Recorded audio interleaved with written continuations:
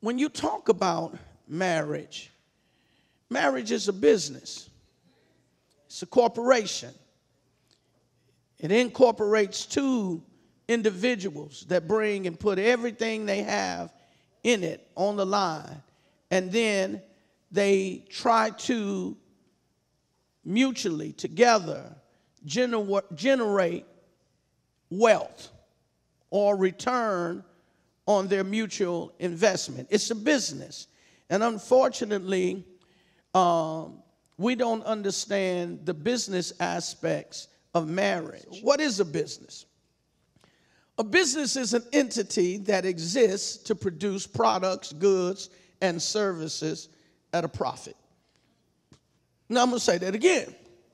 A business is an entity that is designed to produce products, goods, or services at a profit. So when you talk about marriage being a business, that means that the marriage comes together to produce products, goods, and services at a profit. Some of that could be realized in physical and financial assets. Some of that may be defined as your offsprings, who eventually become profitable.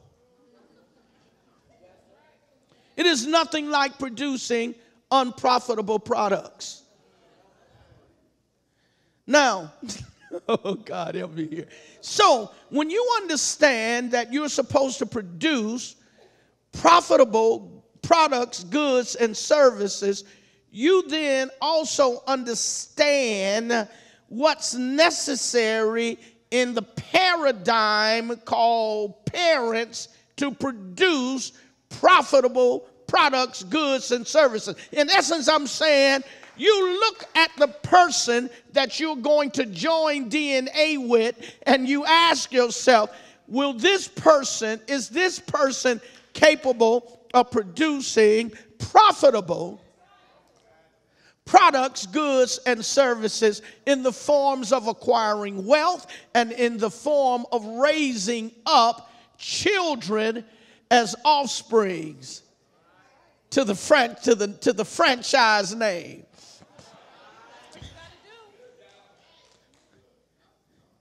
How are your children? Who's going to help you raise them? You want to have a McDonald's franchise, you got to go to McDonald University. You want to have a Carson franchise, you got to go to Carson University. Metaphorically. So I'm saying your children attend your university. And you train them as a couple to how to be profitable products, goods, and services. Now, it is nothing like producing unprofitable children. Okay, I'm not going to talk about parenting today, so just wanted to kind of help you to understand the framework that marriage is y'all ain't with me yet. And marriage is see, some of y'all are mad right now because your business ain't doing too well. So you're mad now because you thought you would be a public company now, and you're still having private problems.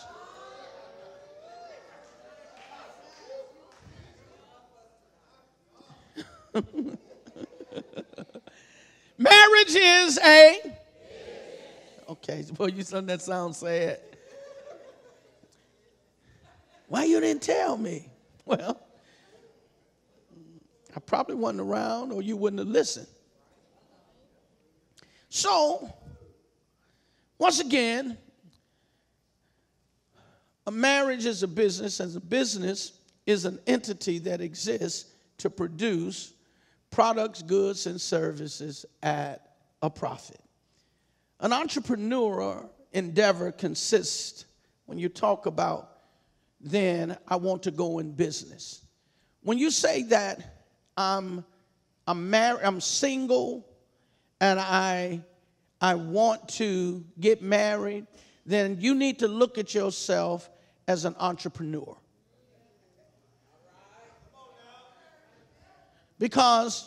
And you need to look at yourself as an entrepreneur who desires to start a business, and you're going to have to choose what model you're going to have, profit, nonprofit. You're going to have to,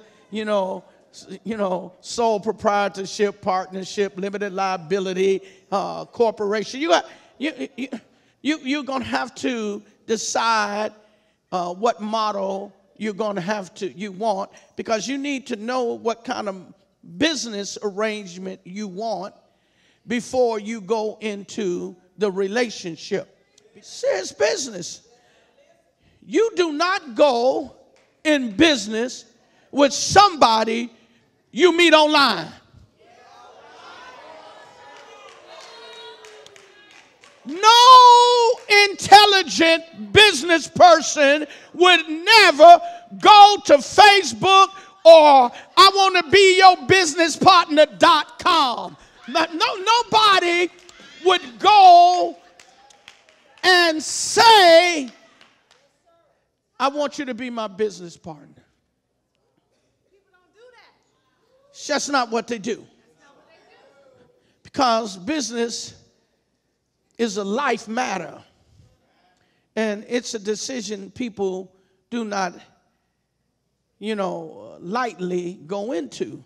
So as an entrepreneur, you understand that what an entrepreneur is it's a person that has an idea and an opportunity, and these things come together. Idea, and from an entrepreneur perspective, means you have come up with a better way. That's an idea in business. An idea in business is a better way, which means this is what is, but I've come up with a better way that disrupts that way of doing it, which makes that way of doing it outdated. So when you say, I want a marriage, I come up with the idea that I want to be married. So then that means then you've come up with a better way than being single. So that means then this idea will be more beneficial for you than being married. Now, if you've done your due diligence and it's a good business decision, you won't ever want to go back to black and white TV once you experience color. See, once you have engaged in a disruptive technology that makes when you find something that's better than what was, even when you have complications with what is now, it doesn't make you want to go back to what was. See, the reason a lot of people want to go back to what was, because what is ain't better than what was. And the reason what is ain't better than what was is because you never thought about what is. So, entrepreneur is one who has an idea and an opportunity. Opportunity means that there is potential for profit. That there is really a place in the marketplace for this to become profitable.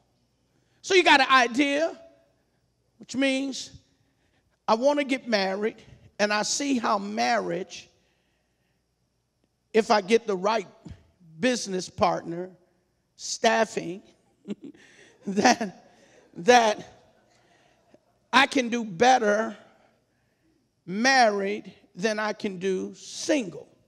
Now, when you say that in a relational perspective, you're talking about on multiple levels. I can do better spiritually first. If I can't do better spiritually, that ain't the one.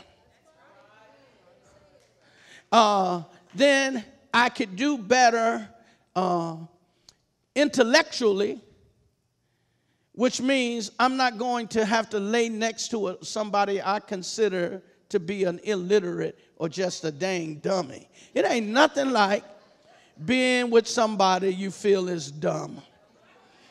I mean, that is so, you take them to the dinner party and tell them don't talk. You take them to the family reunion, tell them you got the mumps. Put something. Look, you don't talk. You don't talk. You hear me? You don't talk. All you do is nod your head. Why? Because you're dumb. There ain't no telling what's going to come out your mouth. And see, now, I'm being facetious to make a point, but if you ever dated somebody that, they look smart, but when they opened up their mouth, they wasn't smart, and then you ask them their opinion on something, and they come with this, you be like, what did you just say? Did I just kiss you? Have I ever kissed you? What did you just, what is your analysis? What did you? You be like, oh my God. That's the kind you call your guy, your boy or your girlfriend and say, man, Doc, I went out with this girl, man. She was dumb as Bozo the Clown, Doc. Listen, so intellectually, see, you may not see it now when you're overwhelmed emotionally, but when you get in a conversation and one person feels superior to the other person intellectually, they're going to talk condescending to you. And then what happens is when one person is superior to you intellectually, they know it and you know it, then what ends up happening is you go with your strength, animal nature. So you ready to fight. You ready to get violent because you don't like the way you feel when you talk to them. You feel belittled. See, so not only must they help you be better spiritually, they must help you be better intellectually, or at least comparable. See, the Bible says, and God gave Adam, Eve, someone who was comparable to him. So then, the third thing you have to ask is, can they make me better emotionally? You need to understand where they are emotionally. So if they've been dropped 2 or 3 times in life and have never been healed, and they still got issues, daddy issues and mama issues and boyfriend issues and ex-girlfriend and boyfriend issues, or ex-husband and ex-wife issues, then you're going to have to deal with their emotional life. Because here's the deal. Intellectual development has absolutely nothing to do with emotional development. So like, for instance, let me give you an example. Someone can be addicted on drugs at the age of 15. And so at the age of 15, their emotional life is now stunned and stagnant. And now they are doing drugs, and maybe they're trying to use drugs to cope and deal with pain that they can't even define and describe. And when it comes upon them, they just like to zone out. And so they use drugs as medication for their emotional pain and hurt. But now, meanwhile, they can be in school learning trades and da-da-da-da. You can be a PhD, but then you can be 15, 16 years old emotionally. Because the point that you started being addicted to drugs is the point you stop developing emotionally. You messed up your emotional chemistry and your ability to cope and to deal with emotional issues. So at the time you stopped developing or did not allow yourself to get healed emotionally, you might be a 30-year-old man, but you have a 10-year-old emotional life. So emotionally, you're like a 10-year-old. See, so you can be intellectually smart, but emotionally stunned and stagnant. So you have to make sure that you don't marry someone or you don't choose to be with someone who is not emotionally whole. Or when y'all have an argument, one day you're going to come home. Let me use your chair for a second because they can see that one. You're going to come home and they're going to be doing like this.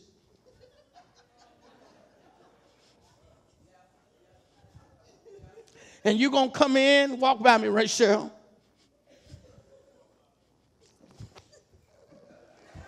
And listen, you're going to be scared because you're not going to know what's going on. They're going to be crying, and you're going to be saying stuff like, what's wrong? Yeah, don't you be talking what the hell wrong. You know what's wrong. And they have issues. And now they found something in your car that was legitimately left, but they're emotionally ill-adjusted, so they can't handle it. They can't even hear it out. They already went in, and now they tied it to every pain of the past, and now Susie is back in the form of Rachel. Because you don't know how to handle emotional issues. So you have to ask, does this person make me spiritually better, intellectually better, emotionally better? Then you have to also ask, do they make me financially better? You do not get in business with someone that every other year they get their car repossessed. Yeah, they always got a reason why it happened. You do not get in business with someone that can't keep their lights on.